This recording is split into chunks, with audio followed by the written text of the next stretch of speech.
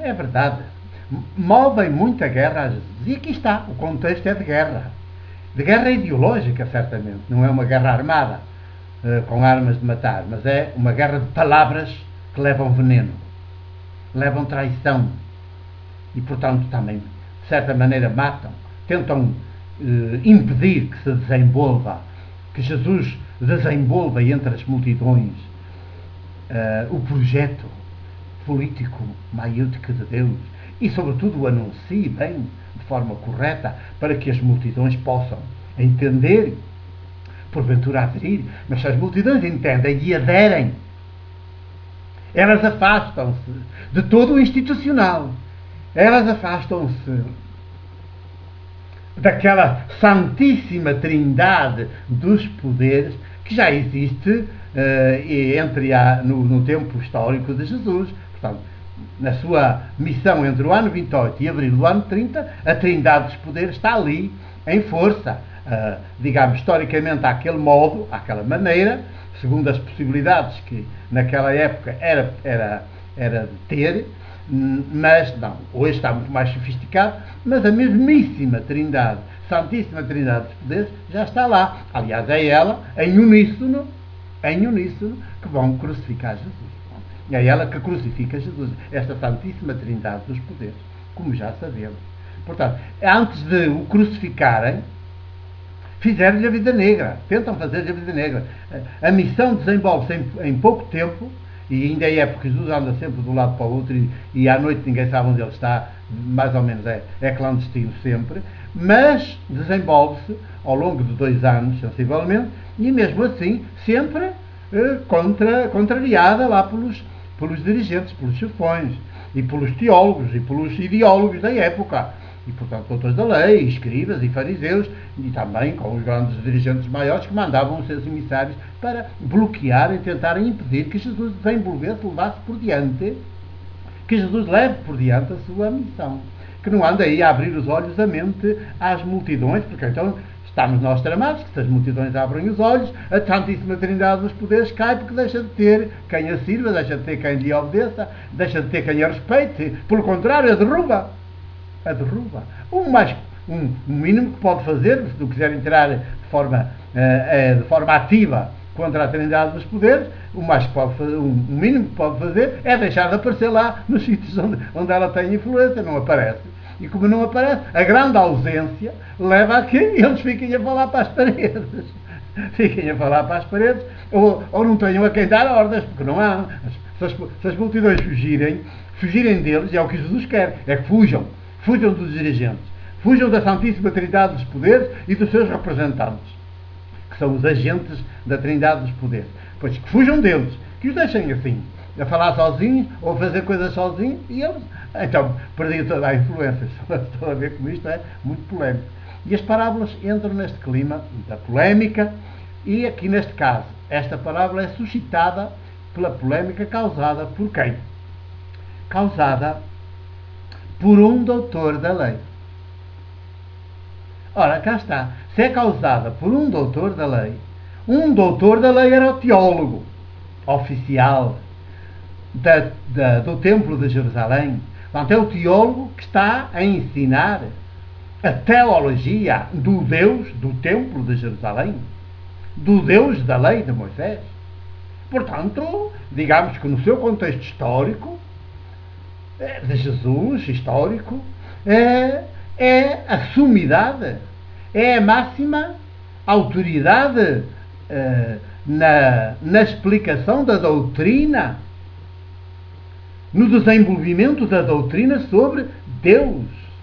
O Deus que se cultua no templo, o Deus de que fala a Torá, o Deus de Moisés, a lei, o Pentateuco, os 5 livros da Bíblia, são o fundamental na Bíblia hebraica, são os intérpretes e os que desenvolvem essa teologia. Teologia é uma doutrina sobre Deus, uma reflexão sobre Deus. O Deus, neste caso da lei de Moisés, o Deus do Templo de Jerusalém, que tem culto público permanente, 24 horas, sobre 24 em Jerusalém, no Templo de Jerusalém, e cuja cidade de Jerusalém é a sua cidade santa. Portanto, o doutor da lei está assim, bem credenciado. E Jesus, à beira dele, é um ninguém, um camponês artesão, o filho de Maria. Portanto, essas origens são muito desprestigiantes para qualquer judeu.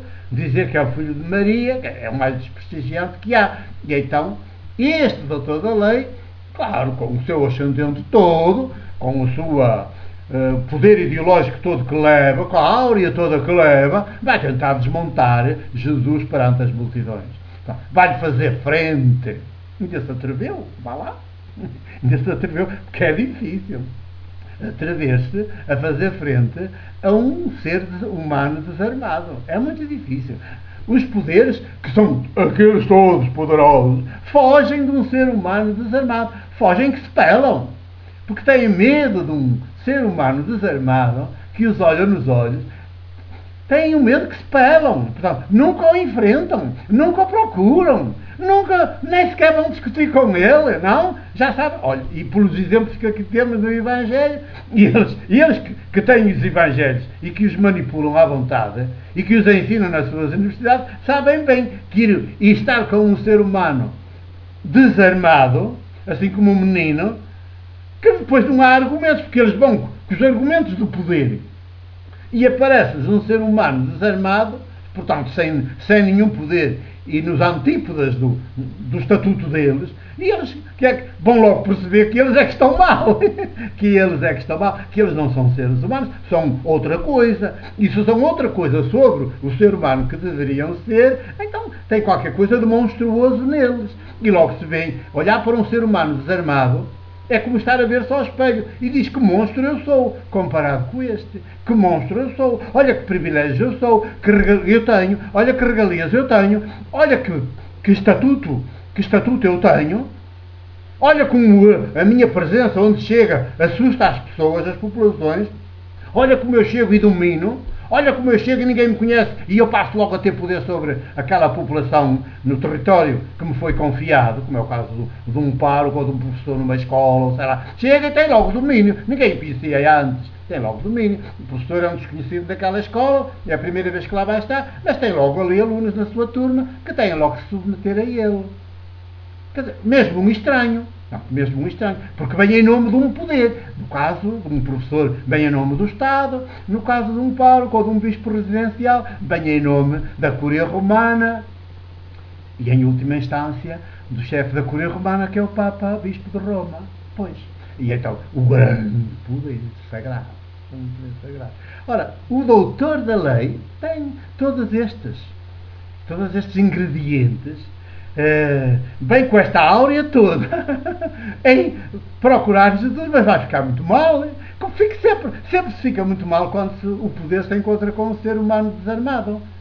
Mas isso é de caras, está-se mesmo a ver. Pois eles são antípodas um do outro. Como é que o outro, o poder, pode chegar à beira do ser humano e dizer tu não tens razão? Não pode ser. Ele é que está mal. Ele é que está mal, até está a impedir que o ser humano se desenvolva. Ora, se existe para impedir que o ser humano se desenvolva de dentro para fora, em vez de estar a trabalhar para que o ser humano se desenvolva de dentro para fora, é evidente que ele é que está mal, ele é que é perverso.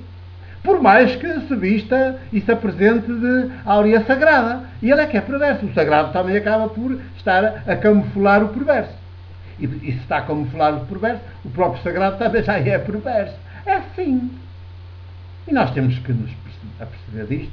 E desculpa que às vezes são estas derivas, mas elas são necessárias para a gente poder finalmente resgatar as palavras de Jesus, os gestos de Jesus, digamos até